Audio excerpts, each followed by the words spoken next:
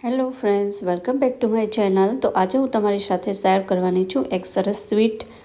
તો એના માટે આપણે જોઈશે એક બાઉલ ચણાનો લોટ મેં લીધેલો છે એક બાઉલમાં, અને એમાં આપણે ધીમે ધીમે થોડું થોડું પાણી નાખવાનું છે, કારણ કે એની જે કન્સિસ્ટન્સી મેન્ટેન નહીં થાય તો એમાં ગાંઠા પણ પડી જશે ને પ્લસ થીક પણ રહેશે. તો એના માટે આપણે થોડું થોડું પાણી નાખતું રહેવાનું અને એકદમ મિક્સ કરતું જવાનું. તો એ ખાસ ધ્યાન રાખવાનું ફ્રેન્ડ્સ કે એમાં પાણી હંમેશા થોડું થોડું જ નાખતું રહેવાનું, એકી સાથે પાણી નાખવાનું નથી. તો આવી રીતે એકદમ હલાવતા રહેવાનું આપણે આને, અને પાણી નાખતું રહેવાનું. તો હવે આ બધું પાણી મેં નાખી દીધું છે અને એકી સાથે હવે હલાવવાનું છે, અને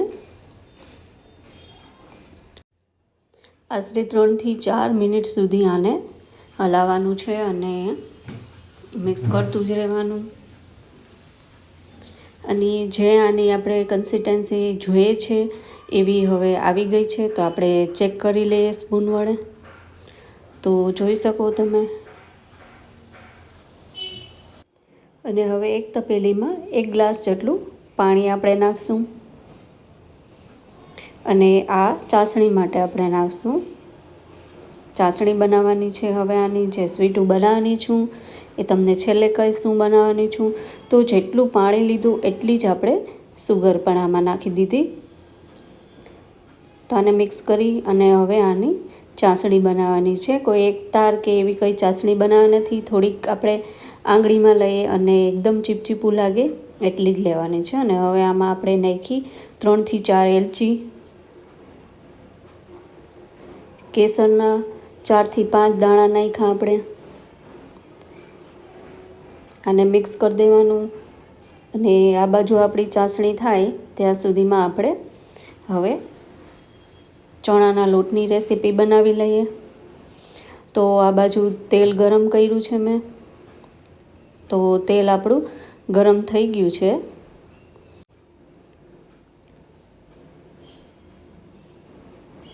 તો આપણે એક જે હોલવાળી આપણી ડીશ હોય એમાં આ બધો લોટ નાખવાનો છે આપણે.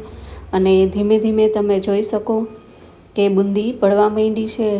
ના ફ્રેન્ડ્સ, આ બુંદીની રેસીપી પણ નથી, આ એક કંઈક અલગ જ રેસીપી છે. તો પ્લીઝ તમે આ એન્ડ સુધી બન્યા રહો આમાં, તો તમને ખબર પડશે કે આ શું નવીન છે. રેસીપી આપણી આ એકદમ નવી છે. તો બસ જો બુંદી થઈ ગઈ આપણી, અને આ એકદમ ક્રિસ્પી કરવાની ધીમા ગેસે.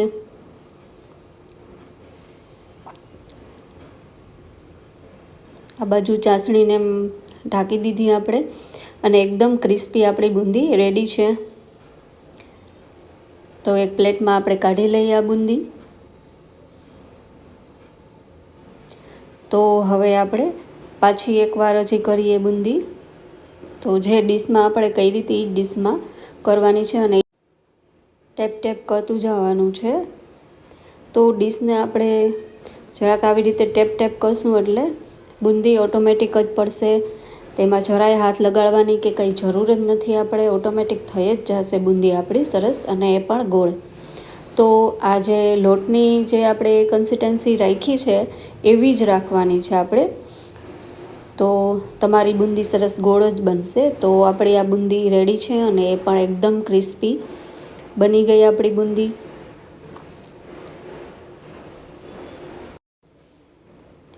આને તમે ધારો તો નમક નાખી અને જે ખારી બુંદી ને સેવ આવે છે એ પણ તમે આવી રીતે જ કરી શકો.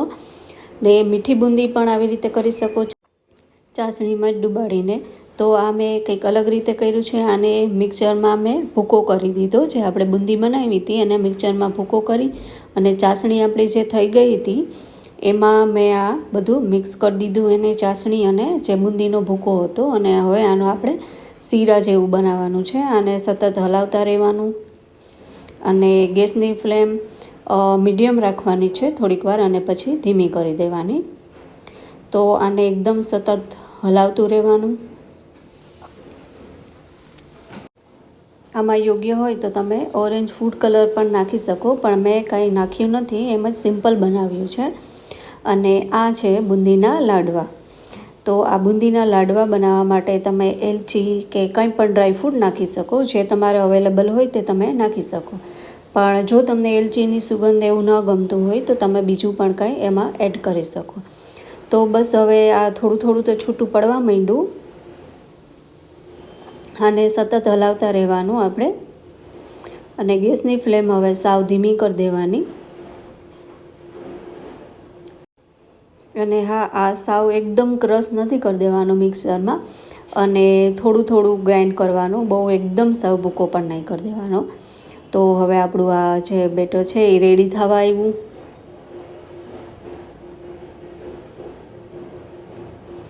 અને ખાવામાં પણ એકદમ સરસ લાગે છે. તમે બજારના જે મોતીચૂર લાડવા મળે છે એને પણ ભૂલી જશો, એવું સરસ આ બને છે. તો અને બનવામાં પણ એકદમ ફટાફટ બની જાય છે, અને કાંઈ પણ માથાકૂટ વગર તમારે આ બનાવવું પણ સહેલું છે.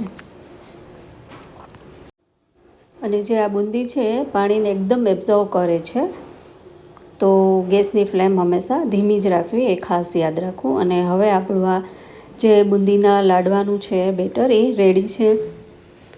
તો તમે જોઈ શકો, કન્સિસ્ટન્સી આવી રાખવાની છે કે લાડવા વળી જાય એકદમ સરસ. તો આપણા જે મોતીચૂરના લાડવા છે એ રેડી છે. મેં આમાં કોઈ ફૂડ કલર નાખ્યો નથી, એટલે જે ઓરિજિનલ કલર છે એ જ આવશે. ફૂડ કલર નાખવાથી એકદમ લુકમાં પણ સરસ લાગે છે. તો તમે જો અવેલેબલ હોય તો નાખી શકો ફૂડ કલર.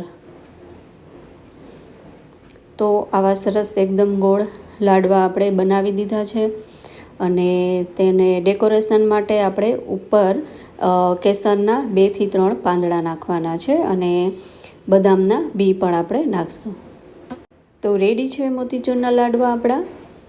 તો તમે પણ જલ્દીથી ઘરે આ બનાવવાની ટ્રાય કરજો. અને મારી આ ચેનલને જો તમે લાઈક, સબસ્ક્રાઈબ અને શેર ના કરી હોય તો પ્લીઝ મારી ચેનલને લાઈક, શેર અને સબસ્ક્રાઈબ કરજો, અને મસ્ત કોમેન્ટ કરજો. તો બાય ફ્રેન્ડ્સ.